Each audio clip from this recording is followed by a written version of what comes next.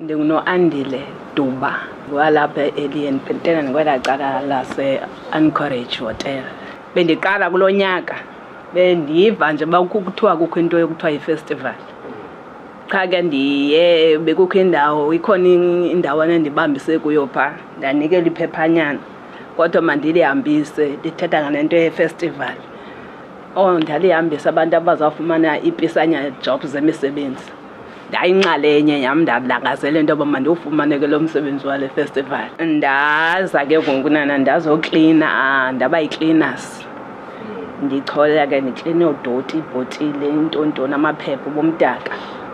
Yho, ndawuthanda kakhulu laa msebenzi woklina.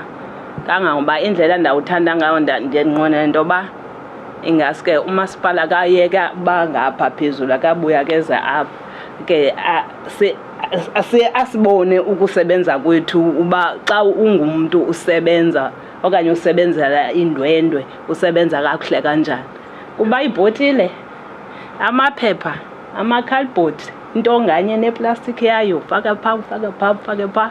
Saklina kwakuhle kakhulu kulaa festival phaa. Ndichola inkukuma mntanam, kwakunyanzelekile kaloku ndiklina.